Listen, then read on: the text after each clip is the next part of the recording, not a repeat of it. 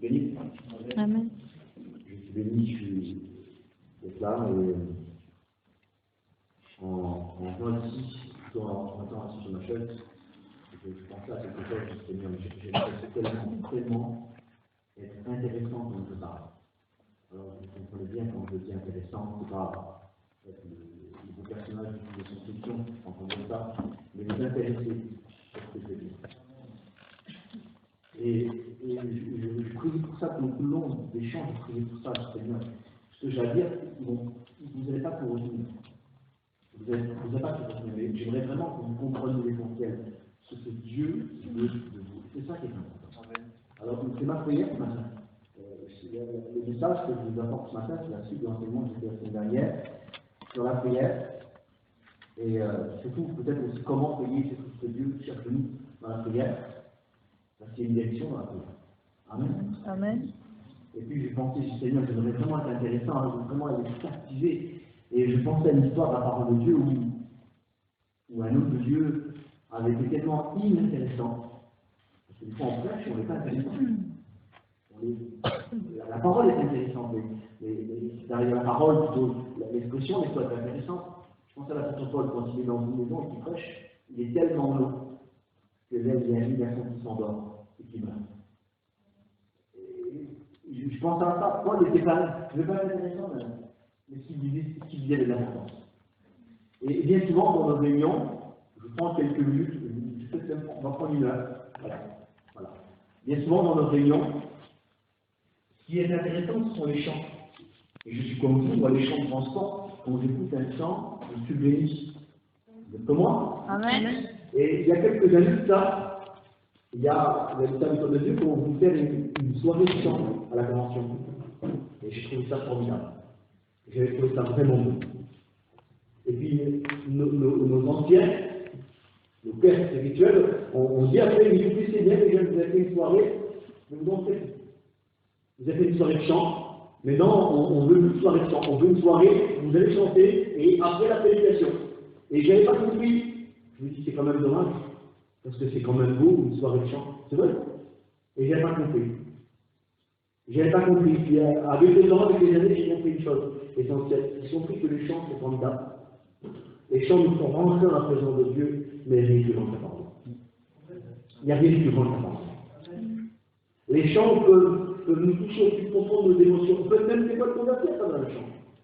Mais la parole, elle nous montre le ciel du ciel. Amen. Alléluia. Alors, la semaine dernière, on a vu la prière. On va le voir encore ce matin. La prière, prier par l'esprit, prier, demander à Dieu, intercéder. On va le voir ensemble ce matin. Et surtout, on va voir comment prier. Amen. Alors, je vais prendre un autre texte d'introduction que j'avais pris la dernière fois, j'avais pris la liberté. Donc, peut-être qu'on ne retiendra pas tout, c'est pas ça le plus important. Ce qui est important, c'est de savoir où on va. Amen. Vous êtes avec moi ce matin? Amen. Alors, on lit ensemble dans l'épître de Jacques, au chapitre 4, pardon, verset 16. Priez les uns pour les autres afin que vous soyez guéris. Amen. C'est une bonne prière, ça. Amen. Amen. On prie les uns pour les autres pour la guérison. La prière agissante du juste a une grande efficacité. Dans la version du second, on dit la prière fervente. Alors la prière fervente, c'est le mot grec ici, c'est le mot énergio. C'est l'énergie. C'est une énergie sur son cœur.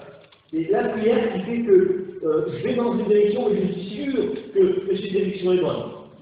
Verset 17. Élie était un homme de la même nature que nous. Il va prier avec instance, avec énergie. Vous voyez, on laisse la deuxième bouche. Voilà, c'est bon. Il va prier avec instance, ou plutôt avec énergie, pour qu'il ne pleuve pas. Et il ne tomba pas de pluie sur la terre pendant 3 ans et 6 mois. Lui, il pria à nouveau, avec la même énergie, avec la même force, avec la même intensité.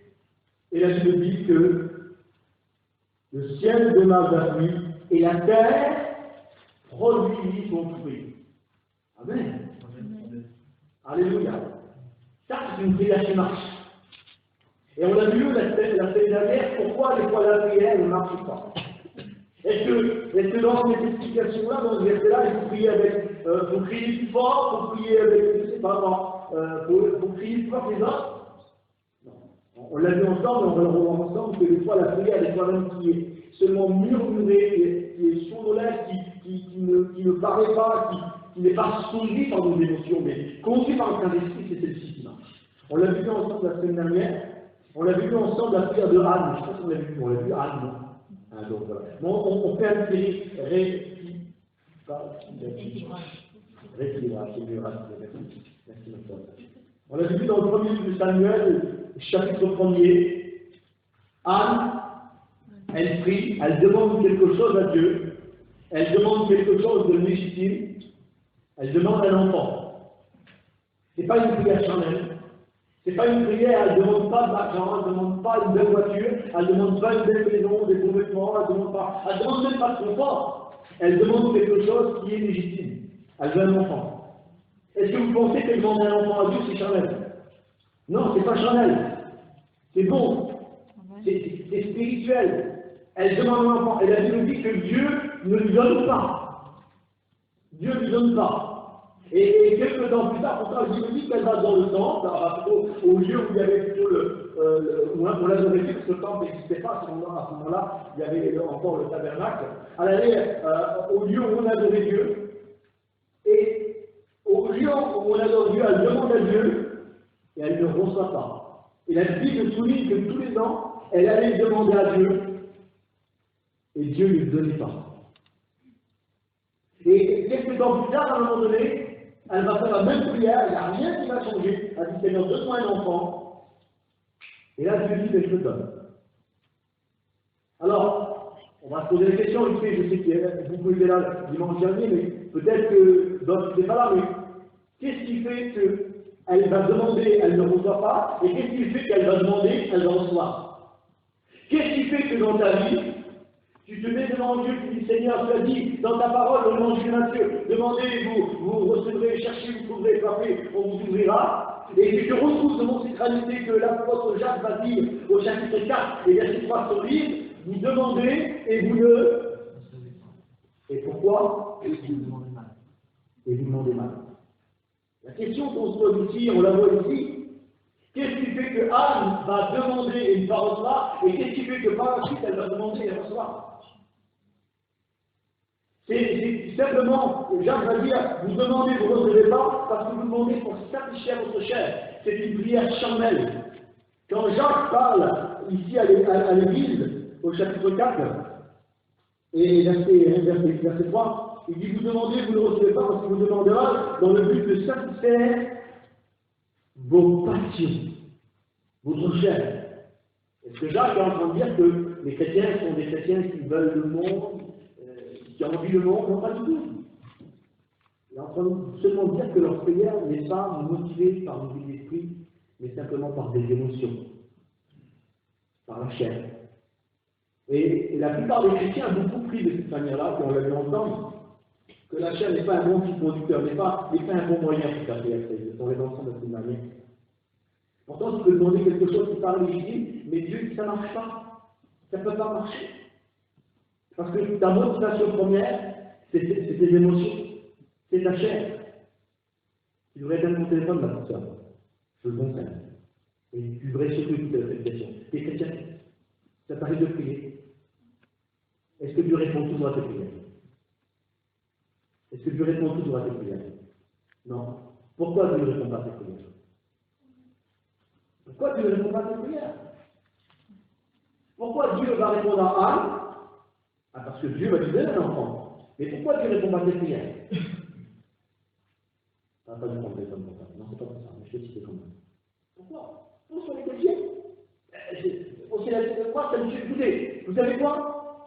Moi, quand je viens verser la Bible, personne n'a les épaules. Non, ça ne me convient pas, moi. Dieu dit quelque chose. Est-ce que Dieu est un menteur? Réponds-moi, c'est comment ton père? T'as pas de prénom? Régine. Est-ce que Dieu est un menteur?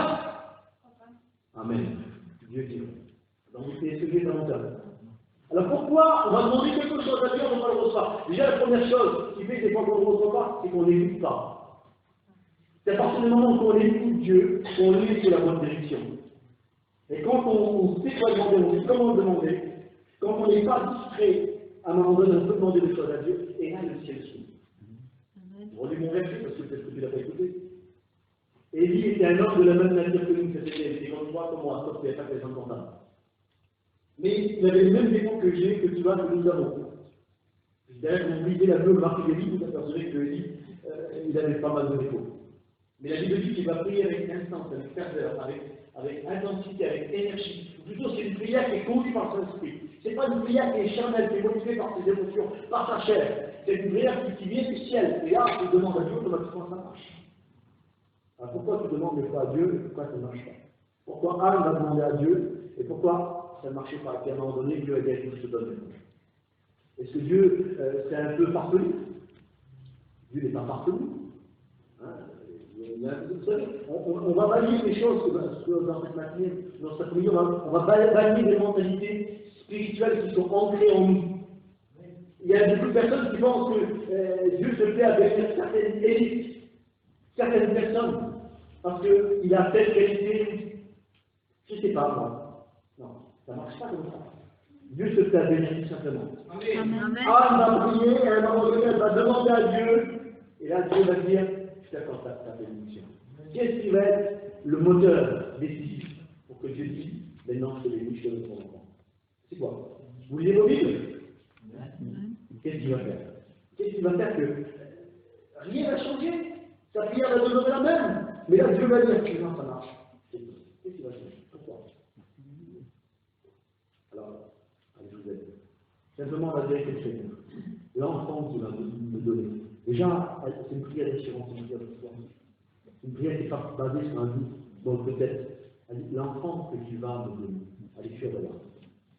Même si, pour l'instant, il n'y a rien. Alors, cet enfant-là, je te le donnerai. Amen. Amen. Et à partir de ce moment-là, Dieu dit, cette prière-là, elle est obligée de marcher. Parce qu'elle n'est pas motivée par une émotion charnelle. Écoutez par votre chef pour prier. Si vous écoutez quand votre chef va vous prier, même si ça part d'un bon sentiment, le bon sentiment ne vous ouvre jamais le ciel. Les sentiments, les émotions ne sont pas quelque chose qui vont vous ouvrir le ciel. Ce qui vous ouvre le ciel, c'est quand on se tient devant le trône de Dieu. Et que le Saint-Esprit nous révèle la prière de Dieu. Un exemple, on l'a vu ensemble la dernière fois, on a vu Jésus prier par l'Esprit. La Bible dit dans l'évangile de Jean, chapitre 11, je fais quand même, je suis obligé de faire une rétrospective avant vraiment d'aller dans le sujet. Dans l'évangile de Jean, chapitre 11, Jésus apprend que son ami Lazare est malade. On vient vers lui et on souligne, c'est ce qu'on dit sur Jésus. On dit Jésus, Lazare, celui que tu aimes. Parce que Jésus met Lazare. Quand il dit qu'il est Lazare, c'est-à-dire que Jésus a une affinité avec Lazare, avec Marthe, Marie. Quand il est allé avec Annie, ça lui plaisait. Il y avait une attitude fraternelle. C'était bien. Il avait des sentiments, Jésus, il avait des émotions humaines. Et quand il allait dans la maison de Lazare avec Marthe et Marie, les émotions, le caractère de Jésus, il ne s'est pas dit qu'il était heureux.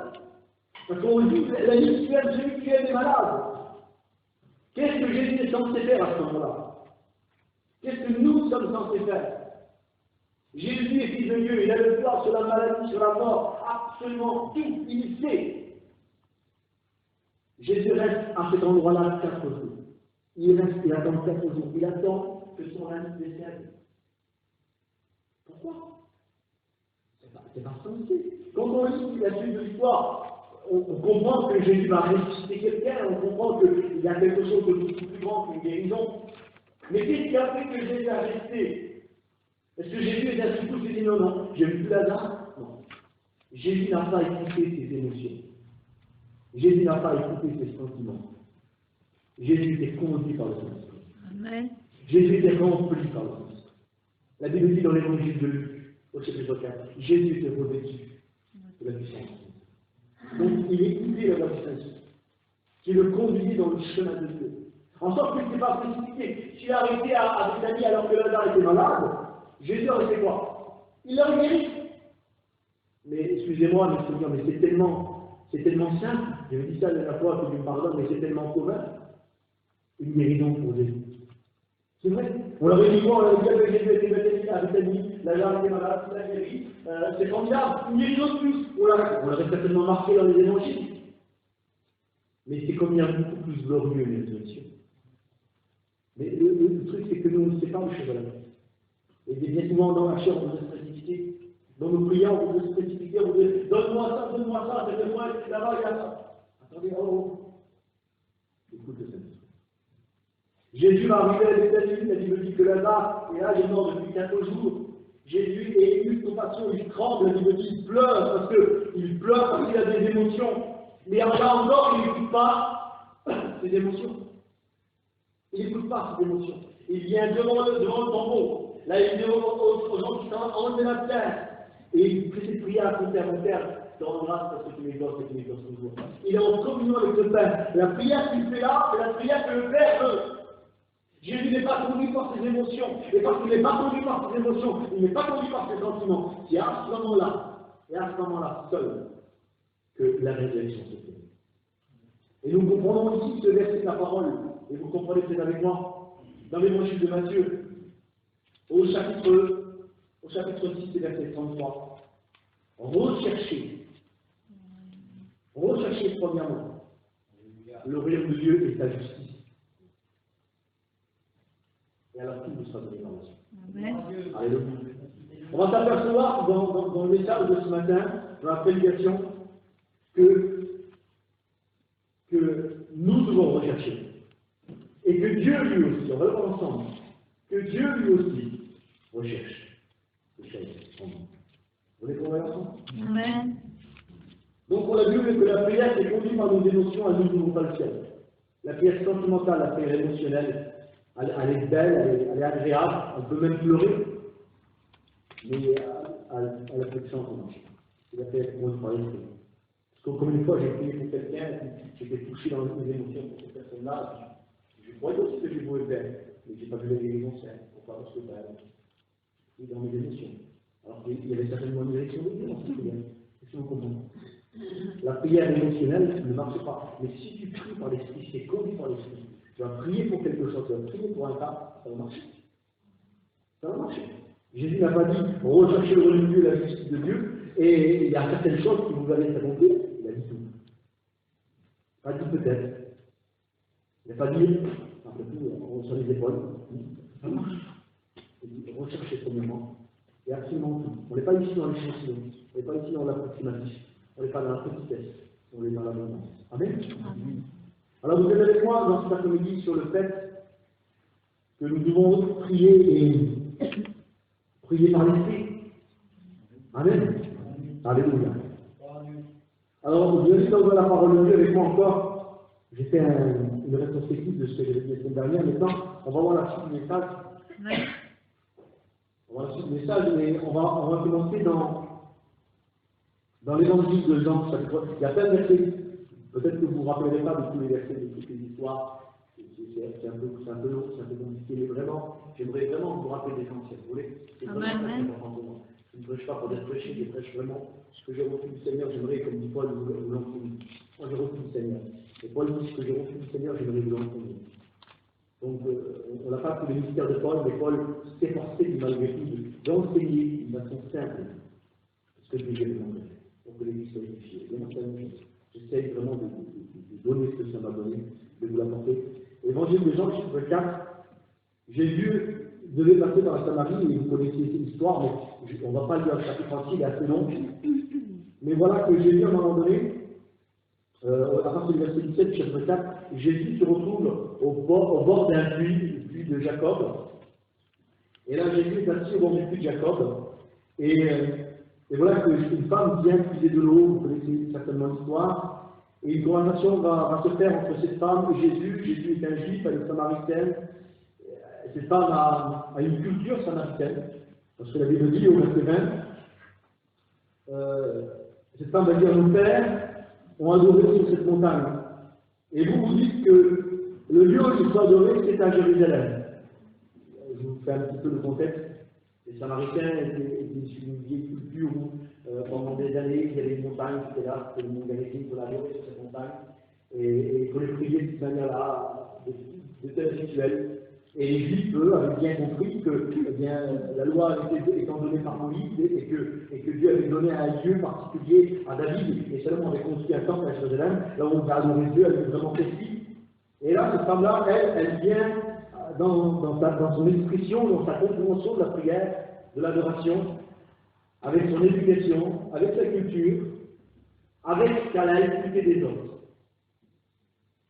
Et quand on lit l'histoire de cette femme-là, parce que la Bible nous dit que cette femme-là, elle s'est mariée plusieurs fois, donc sa vie est parsemée d'échecs, d'embûches, là on comprend que elle, sa prière, elle ne marche pas. Sa prière, elle ne marche pas. Elle ne marche pas, sa prière. C'est une femme qui a loupé sa vie. Elle était mariée 5 fois et elle me dit que l'homme avec qui elle a dit, excusez-moi, c'est plus, mais c'est marqué comme ça, c'est même pas son mari. Combien de temps ici que cette femme-là, elle a tout réussi? Non, elle a loupé sa vie. Donc, est-ce que sa prière, elle marche? Non, elle ne marche pas.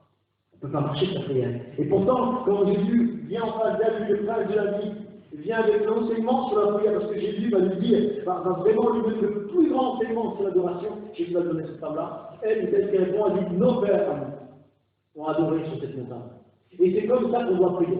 C'est de telle manière. Et j'aimerais vous dire, bien souvent dans notre mentalité, dans notre culture, dans nos idées, nous avons une prière qui est formatée, on doit demander comme ça, et pas autrement. Et Jésus vient avec comme un bulldozer, il est en train de balayer tout ça. Et c'est ce que Jésus fait en réalité. Et c'est ce que Jésus aimerait faire. Il aimerait balayer un peu de mentalité de petitesse, de pauvreté spirituelle.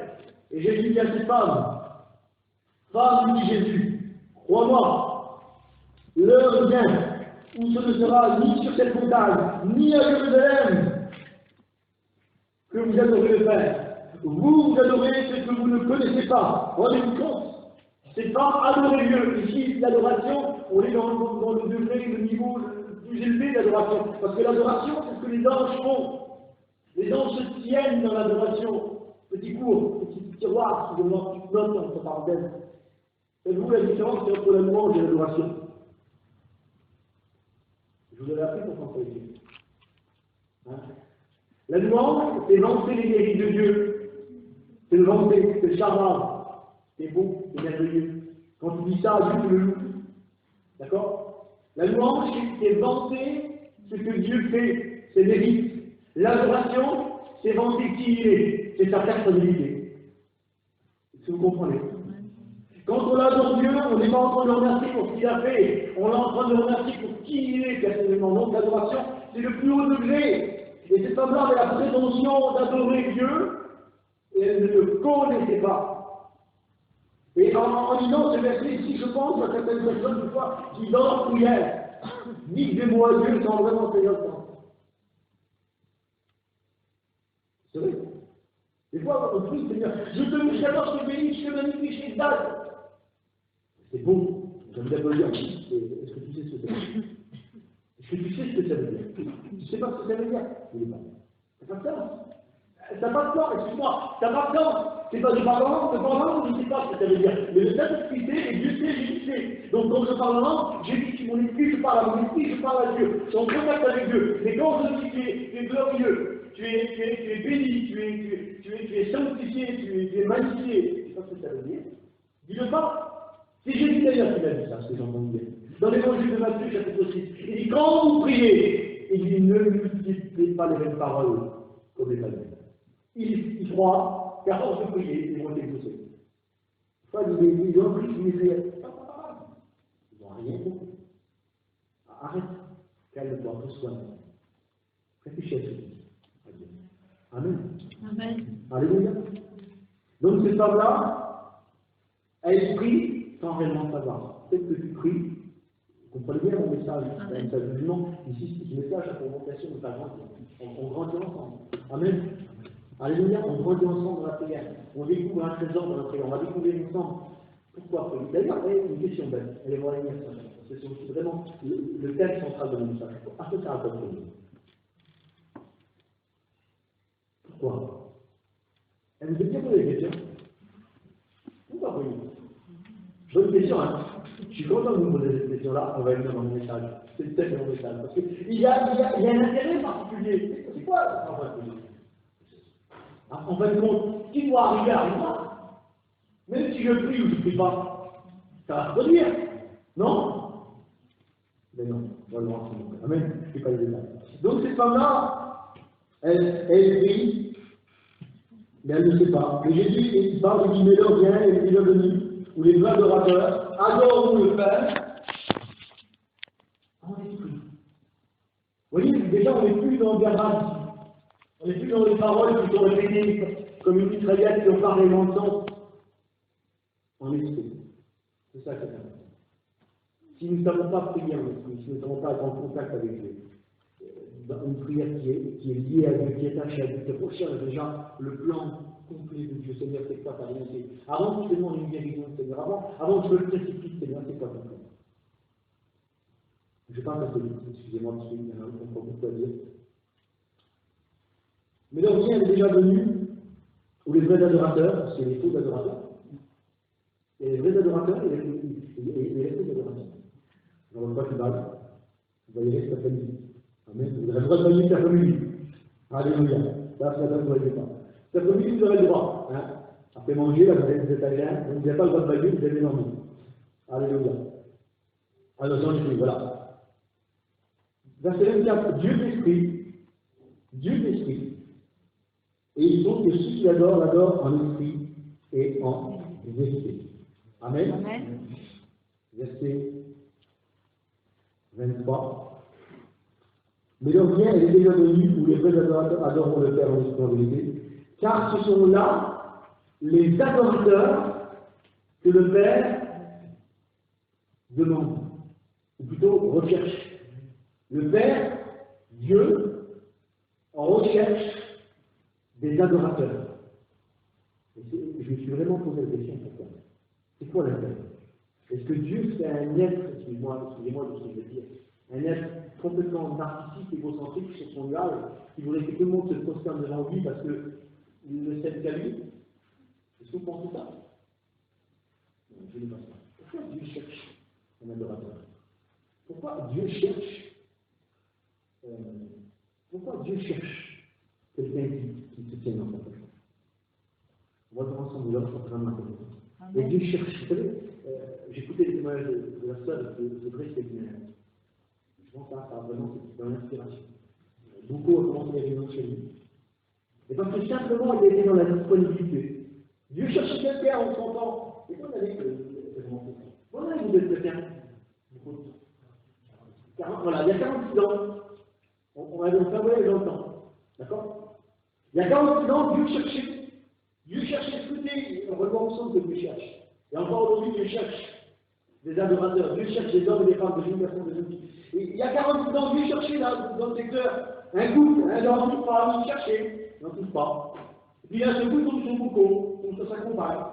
Ils ne sont pas meilleurs que les autres, ils sont seulement disponibles à l'écoute de Dieu. Dieu dit moi du ciel. C'est pas plus compliqué que ça. À partir du moment où tu es disponible, Dieu te cherche.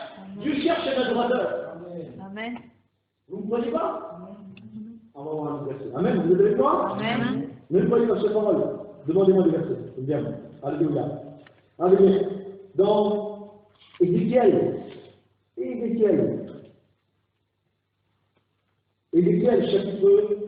chapitre 22, verset 30. À partir du verset 29. Le peuple du pays se livre à la violence. Il commet des rapines. C'est des voleurs. Ils oppriment les malheureux, l'indigence. Ils écrasent l'étranger contre toute justice. Là, on est vraiment dans une âge où le peuple est en train de se corrompre, en train de se perdre. Et c'est ce que nous voyons aujourd'hui. C'est ce que nous voyons. Vous ouvrez les yeux avec moi, non? Qu'est-ce qu'on voit quand on voit le monde? On voit de la justice, on voit de la haine, on voit de la méchanceté. Je ne parle pas ici de films, mais ouvrez la télévision, allumez la télévision, allez sur Internet, qu'est-ce qui se passe? On a de ça. Et si vous le voyez, pensez-vous que Dieu ne voit pas? Dieu voit encore plus. Verset 30. Dieu parle et Dieu dit, je cherche parmi eux un homme. Dieu cherche.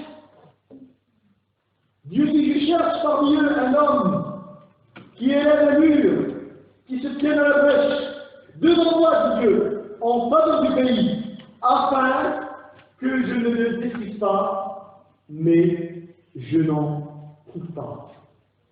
Qu'est-ce qui va se passer là, dans cette histoire?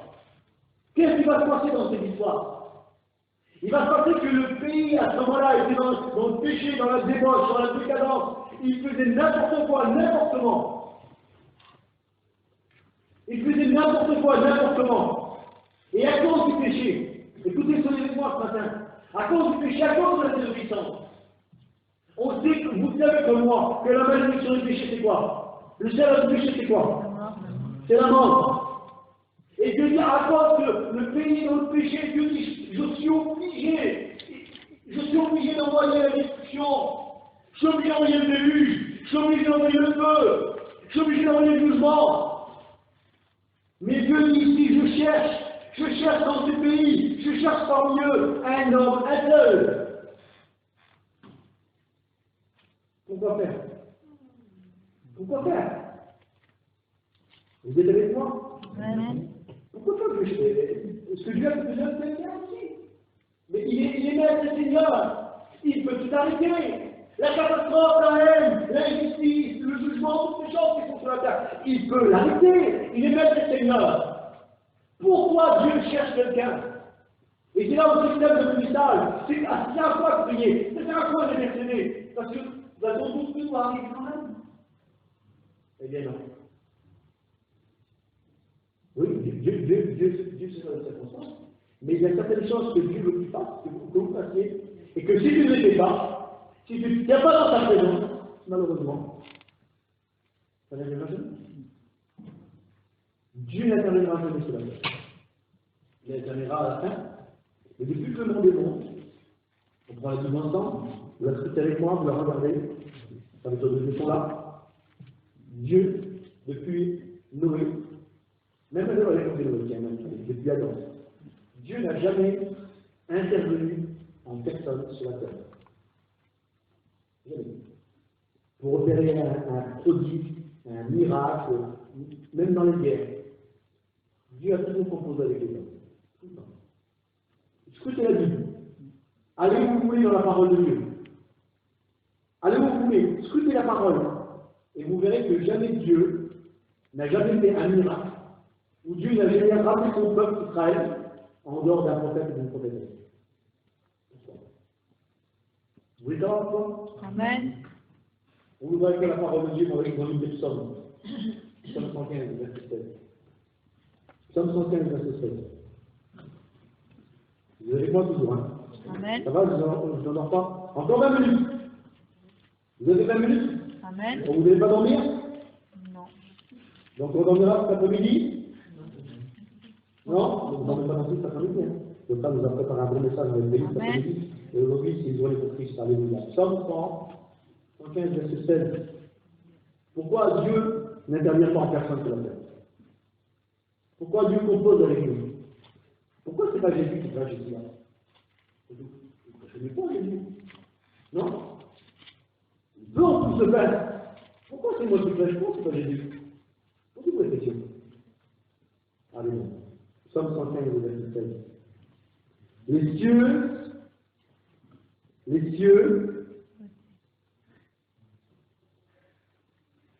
sont les cieux de l'Éternel, donc le ciel, Dieu est le ciel. Mais il a donné la terre au Fils de l'homme. C'est-à-dire quoi? C'est-à-dire que Dieu est au ciel, et la gérance de la terre, elle est jamais. Donc, parce que Dieu l'a dit, qu'est-ce qui est plus grand que Dieu? Qu'est-ce que Dieu a mis au-dessus de lui plutôt? Parce que rien n'est plus grand que Dieu. Mais qu'est-ce que Dieu a mis au-dessus de lui?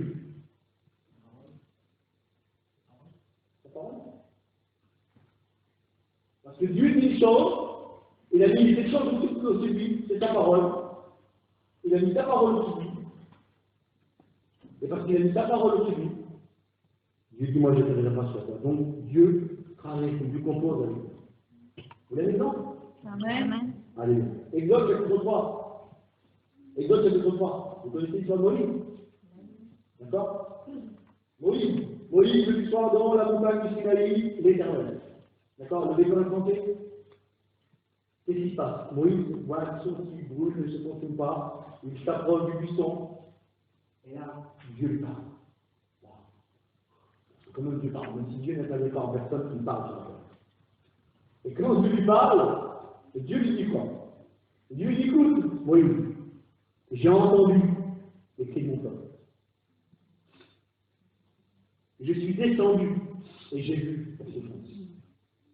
Et Dieu dit, je suis descendu pour les délivrer. Amen. Amen. Amen. Mais qui a délivré Israël de l'Égypte? C'est Dieu. Oui. Ah, vous avez dit, bien sûr, avec l'autorité de Dieu. Mais est-ce que Dieu ne pouvait pas dire à Pharaon, on appelle à Pharaon, il pouvait pas, écoute, Yodbreneur, c'est la sortie de Yodbreneur. Tu veux te faire laisser par mon peuple, je vais chercher la tête. Est-ce que Dieu avait besoin de Moïse en vérité? Effectivement, il n'avait pas besoin. Mais parce qu'il l'a dit dans sa parole, il en avait besoin. Combien de temps le peuple a-t-il resté esclave? Allez. 400. Combien? 400 ans, allez. Quand on lit l'histoire dans la jeunesse, l'esclavage en Égypte, c'est une chose que Dieu avait annoncée aux fils d'Israël. Vous allez dans un pays éloigné, vous serez esclaves pendant 400 ans. Pendant 400 ans. Et Dieu dit au bout de 400 ans, je vais intervenir moi. La question que je me pose, pourquoi ils ont resté 30 ans de plus en Égypte? Alors que Dieu avait dit, vous resterez 400 ans. Parce que Dieu s'est trompé. Dieu dit, il dit, moi, mon plan à moi, ma volonté à moi, plutôt, il doit se faire, c'est que vous restez 400 ans, pas plus. Ils vont rester 400 ans, pourquoi? Parce que pendant 30 ans, Dieu cherchait quelqu'un qui pouvait faire ça. Écoutez bien ce que je suis en train de vous dire. Pendant 30 ans, Dieu cherchait quelqu'un, Dieu cherchait un libérateur, Dieu cherchait un prophète. Et quoi ça? Ça fait combien de temps que Dieu cherche quelqu'un dans ta famille? Ça fait combien de temps que Dieu cherche quelqu'un dans le monde où tu es, pour les âmes, pour intercéder en faveur du pays? Dieu met des promesses devant toi. Ces promesses ne s'accompliront dans la mesure où toi, tu vas te tenir devant lui. Amen. Amen. Ne nous croyez pas ce point. On va voir un instant. Amen. Ne nous croyez pas ce point. Si Dieu n'intercède pas pour la promesse, même si Dieu t'a dit, écoutez ce que je vous apprends ce matin, même si Dieu t'a dit quelque chose, écoutez ce que je suis en train de dire. Écoutez ce que je suis en train de vous dire. Si Dieu t'a dit quelque chose, et que tu n'intercèdes pas pour cette chose-là, même si tu es sorti de la bouche de Dieu, ça ne marche pas rien. Oui, n'importe quelle qualification, je l'ai dit bon. Vous avez un exemple? Amen. Je ne vais pas prendre Paul, je ne vais pas prendre Pierre, je ne vais pas prendre Moïse. Vous savez qui je prends? Je prends Jésus. Et je vais vous montrer, moi, que si vous n'intercédez pas pour une promesse écrite dans la parole de Dieu, même si Dieu t'a dit en personne, papa, je ne sais pas, si tu ne pries pas pour cette chose-là, ça marche. Oui, vous êtes avec moi? Alléluia. C'est bien parce que vous savez que Alléluia. Alléluia. Alléluia. Un seul texte.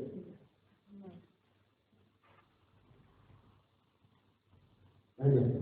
Et vous revenez chapitre 5 et verset 7. Il parle de Jésus. Alors, je vous lis le texte et je vous l'explique parce que il faut comprendre que l'auteur aux Hébreux, les mots, les expressions, c'est un peu compliqué. Donc, je vous lis le texte et je vous l'explique. D'accord, vous voulez bien? Il dit, c'est lui qui, dans les jours de sa chair, a présenté avec de grands cris, avec des larmes, des prières et des supplications. Alléluia, la supplication. On va le voir dans les 10 dernières minutes, c'est comme supplication. Vous voulez? Amen. Avec des supplications à celui qui pouvait le sauver de la mort. Il a été exaucé à cause de sa piété, ou plutôt à cause de sa sainteté, à cause du fait qu'il est mis en prière, qu'il a été exaucé. De qui l'auteur parle? Parle de qui? Allez, un peu de base. Il parle de Jésus. D'accord? Il parle de Jésus qui était au jour de sa chair. Donc, c'est-à-dire, pendant son ministère terrestre. Donc, qu'est-ce qu'il fait Jésus pendant son ministère terrestre? Il prie. Avec larmes, supplication et ainsi. Et il demande quoi? Il demande quoi? Je vous le relis. avec une supplication à celui qui pouvait le sauver de la mort. Il demande quoi? La vie. C'est pas le monde de Dieu, hein. Il y a beaucoup de choses dans le monde de Dieu. Ça c'est bien, ça c'est bien. Alléluia. Qu'est-ce qu'il demande Jésus? Il dit, pour être sauvé de la mort, il veut être sauvé de la mort. C'est ça ou pas? Hein? C'est ça qu'il a fait. Jésus dit, je veux te sauver de la mort. Résurrection. Résurrection, alléluia. Parce que pourquoi? Parce qu'il dit ici, il a été exaucé. Si ça aurait été, écoutez bien, si ça aurait été, il avait demandé à son père, Seigneur, que je ne vais pas à la croix, que je ne meurs pas, et le texte dit ici, il n'a pas été exaucé parce que Jésus est mort. Jésus est mort, mais c'est pas mort. Jésus est mort. Amen. Mais là, Jésus ne prie pas pour sa mort à la croix. Jésus en train de prier, intercéder pour. Résurrection. Voilà, dites-le, pour ça. Résurrection. Résurrection. Maintenant, je vous pose une question. Je vous pose une question. Quand est-ce que Dieu avait programmé, selon vous, une idée, une image, quand est-ce que Dieu avait programmé dans l'éternité la vie de Jésus? Quel jour d'avance? Un mois?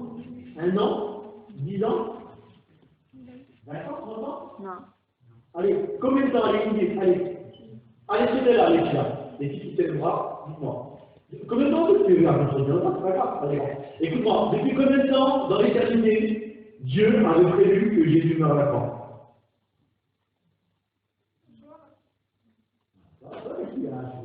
Depuis toujours. Donc, écoute, tu vas comprendre. Wendy. Donc, tu dois pas te dire avec moi, Wendy, que Jésus vienne sur la terre et qu'il meure et qu'il ressuscite, c'était le plan de Dieu. Donc, toi, tu t'es assis. Donc, vous êtes d'accord avec moi? Amen. Mais si c'est le plan de Dieu, Jésus n'a pas besoin de prier pour ressusciter. Non, vous ne suivez pas là. C'est compliqué pour vous. Harry Potter, c'est pas compliqué. Je sais pas, écoutez bien. Le plan de Dieu, il est là, il est écrit. Écoutez bien, il est écrit dans l'éternité. Tu vas ressusciter, mon fils. Tu vas ressusciter. Tu vas mourir et tu vas ressusciter. D'accord? Mais Jésus alors, il est sur la terre. Il est sur la terre, il prie pourquoi lui? Il prie pour sa résurrection. Si c'est écrit, c'est que ça va forcément marcher. Pas forcément. Si Jésus n'intercède pas pour sa résurrection, jamais il ne ressuscite. Si toi, tu ne dis pas pour la promesse que Dieu t'a donnée, qui avance une promesse personnelle, de toute façon. Une promesse personnelle, tu sais comment la mettre? Soyez possible. Il est fini, c'est bon. Allez. Je voulais vous dire quelque chose. C'est sûr, quand tu une promesse, Carole. Il y a cette promesse-là. Si tu ne pries pas pour cette promesse-là, il y a le Seigneur. Il faut être merci Seigneur. Si tu n'intéressais pas, je vous donne l'exemple, je n'ai pas pris Paul, je n'ai pas pris Pierre, je prends Jésus. Jésus, Dieu dit mon fils va ressusciter dans les morts, c'est certain. Malgré ça, il n'intercède encore. Jésus n'était pas en train de douter du plan de Dieu, il était en train d'insister pour le plan de Dieu. Est-ce que vous comprenez? Un intercesseur, c'est quelqu'un qui connaît le plan de Dieu et qui prie pour le plan de Dieu. Amen. Amen. Il y a des personnes à qui Dieu a fait des promesses. Vous savez ce que je suis en train de vous entendre dans cette politique. Alors, encore 10 minutes. Ça va, frère? Hein? Donc, c'est qu'on va aller dans le plus. Amen. Il y a des personnes qui ont reçu des promesses extraordinaires. Des promesses extraordinaires. Et qui n'ont jamais fait ça. Jamais. Jamais. Je ne suis pas les gens. Dieu t'a dit quelque chose.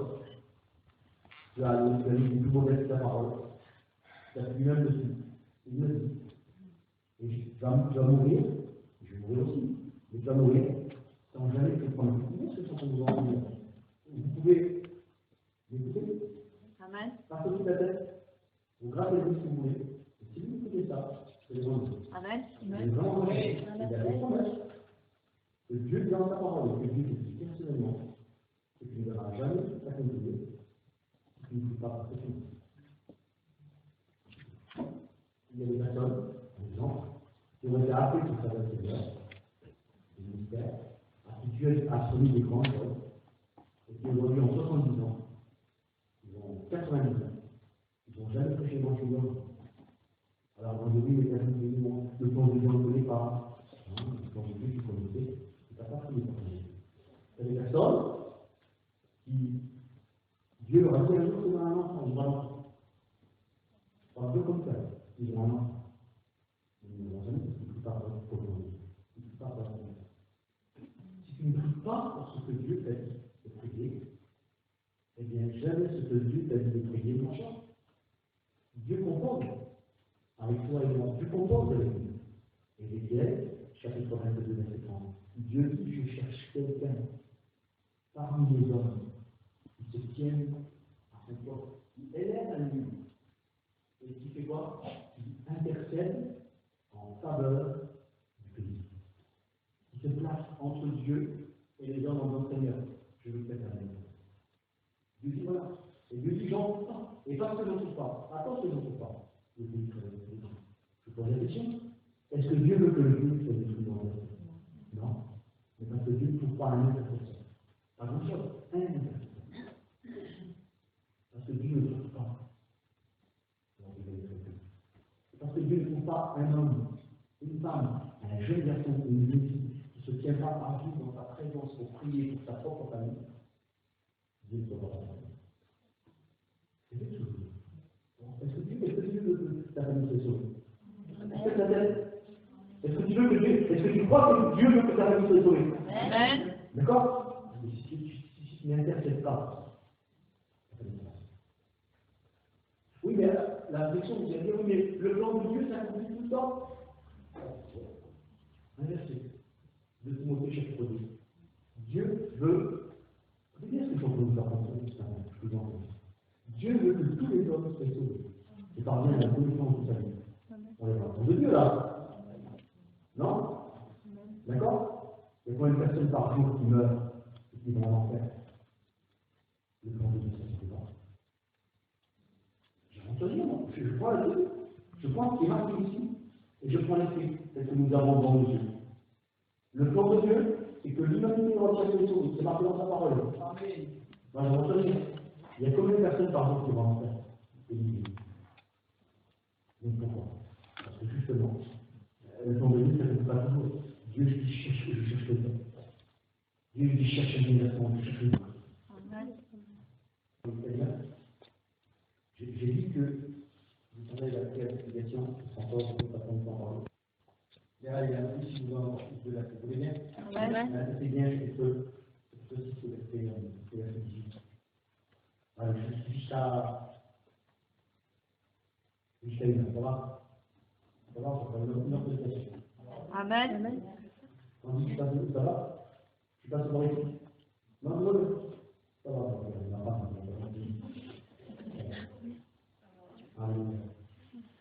alors, le dire, là, ça a une grosse arrêt, ça se coucher, ça se coucher. Donc, vous comprenez que je suis trop long, ça va tailler. Mais c'est important. Vous savez, dès qu'on peut prêcher, les gens peuvent s'endormir.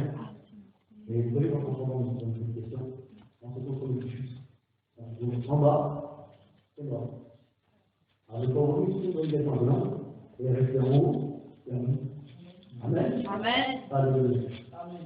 Et c'est bien cette petite, Martin, c'est bien cette visite. L'auteur de ceci, il faut savoir que les livres des Éphésiens, c'est quelque chose par le combat spirituel. Vraiment, le combat spirituel, mais on n'en parle pas de d'ailleurs, on va passer une tête par les personnes du salut, des esprits, etc. Donc, vraiment, vous connaissez, c'est des versets de connectés. Amen. Les armes de Dieu, les boucles de la foi, etc. Verset 18 qui dit ceci. Paul dit ceci, faites en tout temps, par l'esprit, toutes sortes de prières et de supplications.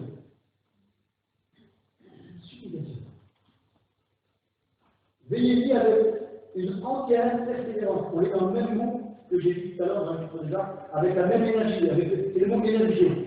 Et avec énergie, avec persévérance, insistez. Priez pour tout le monde, priez pour tous les autres. Faites en tout temps, on ne peut pas prier tout le temps. On Papa, est-ce que des fois, quand je vous attends, vous priez? Non, c'est tout.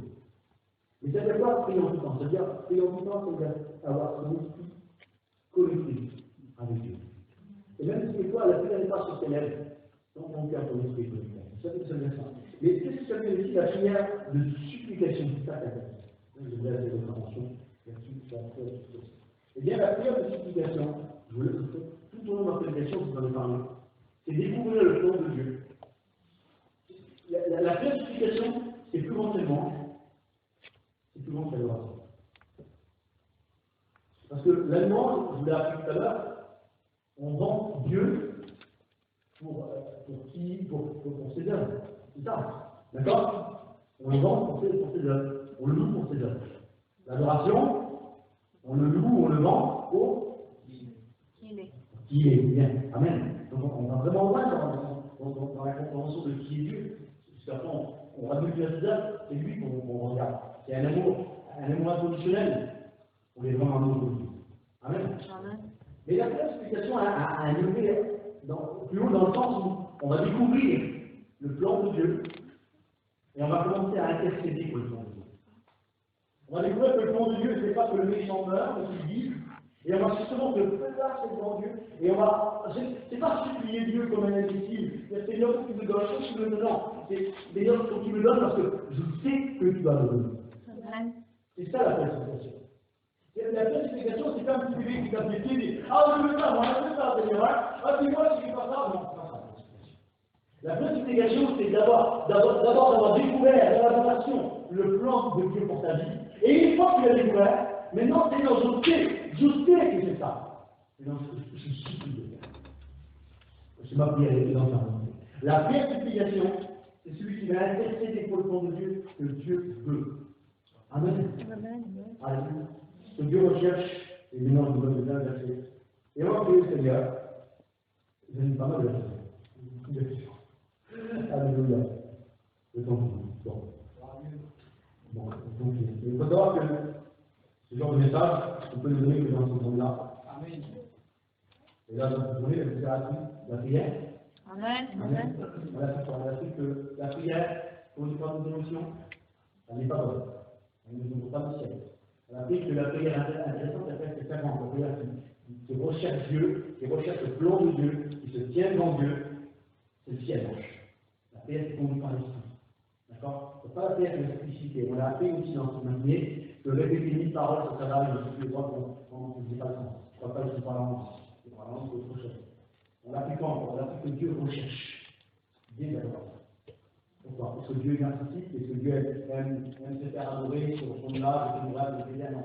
Dieu cherche des adorateurs parce que Dieu compose le travail. Parce que l'adoration nous fait rentrer dans sa présence, l'adoration nous fait comprendre son plan, et ensuite on peut commencer à supplier Dieu pour le plan que Dieu nous a montré. D'accord? Ça, vous l'avez compris? Amen. Même sur le verset, parce que j'en ai pas là, et vous n'allez pas tout retenir. Et ça, vous l'avez compris. D'accord? Maintenant, dernier verset, on va prendre ensemble. Où est-ce qu'on trouve l'adoration? Encore, sur le verset-là, on peut en parler pendant une heure, mais pas à l'arrêter. Où est-ce qu'on trouve l'adoration? Nombre chapitre 16. C'est un verset qui est assez connu. À un moment donné, le peuple d'Israël, encore une fois plus, va commencer à murmurer, va commencer à vraiment mal agir sur Dieu, sur les œuvres de Dieu. En sorte que il y a là Dieu qui dit je vais faire venir une plaie sur le pays, sur le peuple, et il y a des personnes qui vont mourir. La Bible dit ici que cette plaie va être tellement grande qu'il y a 14 700 personnes qui vont mourir de cette plaie à cause d'une rébellion. Le peuple d'Israël se rebelle. Et qu'est-ce qui fait que la destruction arrive? Qu'est-ce qui fait que le jugement, que la condamnation arrive sur le monde? C'est la rébellion. C'est le monde se rebelle. Voir que le premier rebelle, c'est qui? C'est Satan. Satan s'est rebellé dans le second de Dieu. Et aujourd'hui, le monde s'identifie à Satan. Et aujourd'hui, on voit des gens dans le style rebelle. Il faut savoir que dans l'expression rebelle, le mot rébellion, c'est celui qui déclare la guerre. Et là, le peuple d'Israël, encore une fois de plus, se rebelle contre Dieu. Et là, la Bible dit qu'il y a 40 14 700 personnes qui meurent. Vous vous rendez compte? 14 000 personnes, 14 700 personnes vont mourir. Je ne sais pas si le chiffre ne vous parle pas. Moi, ça me parle. C'est énorme. Aujourd'hui, on est tellement insensibilisé par ça. On regarde la télévision, là, du coup, on va Lady Gaga, on va Beyoncé, son mari qui danse, machin, tout ça, le beau concert, ça de France, super. Et là, du coup, nous annonce qu'il y a un tremblement de terre en Afrique ou en Indonésie, et il y a 2000, 3000 morts. Oui, d'accord, on remet Lady Gaga qui danse pas. C'est quand ça passe à Paris. Ça ne marche pas. Bon, 15 000 personnes meurent, bon, d'accord. Bon, c'est pas le même. Ah, le PSG, est toujours dans une position derrière l'entrée. 14 000 personnes dans le monde. C'est important, ça. 14 000 personnes. Là, il y a les deux, ça va. Vous avez un adorateur de la santé qui est une difficulté du système mondial. Qui a de la valeur pour lui en dehors de Dieu, c'est les âmes. C'est les âmes. Les âmes, c'est très possible. Et là, il y a un homme qui est là, qui s'appelle Aaron. Aaron, c'est le frère de Moïse. Aaron prend conscience, réalise qu'il y a 14 000 personnes qui meurent, et la pluie est partie, la pluie est partie, il y a encore d'autres personnes qui risquent de mourir. Alors Aaron ne sait pas comment faire. Il est là, il est dans la tente d'assignation, il est là dans la présence de Dieu. Lui, il prie alors Dieu. Il est dans la présence de Dieu, il est bien. Mais à l'extérieur, il y a des gens qui meurent. À l'extérieur, il y a 14 700 personnes qui sont en train de mourir d'une plaie à cause de la désobéissance, à cause de la rébellion. Et le danger que nous pouvons avoir dans nos réunions, c'est un danger, parce qu'on sent, comme j'ai dit tout à l'heure, j'ai vérifié encore 5 minutes, j'ai appelé un truc, j'ai promis que j'arrête. On est là dans nos réunions, c'est notre bénissement, on croise les mains, voir à Dieu, c'est des Dieu, et on change des constitutions, les plus loin de la terre. Et dans nos réunions, c'est notre bénis-moi, remplis-moi, touche-moi, ouche-moi, fais ceci, fais cela. Et c'est bon, c'est d'autres prières. Sans réaliser à un moment donné qu'à l'extérieur, il y a 14 700 personnes qui meurent parce qu'une plaie les atteint, c'est que des péchés. Et on oublie facilement que le terme des péchés, c'est la mort. Et là, il y a Aaron qui est là, il est dans la présence de Dieu, il prie, nous, il adore Dieu. Et Moïse vient dans lui, Moïse dit Aaron, il y a le peuple dehors qui est en train de mourir. Prends une brèche sur l'autel. Là où on invoque l'Éternel, là où on invoque Dieu, prends un morceau de ton adoration. Et va tout à travers le camp d'Israël pour que Dieu arrête la paix. Place-toi, intellectuel, prie, fais quelque chose. Et la Bible dit que Aaron va prendre une brèche sur l'autel, qui est le symbole de la prière et de l'adoration.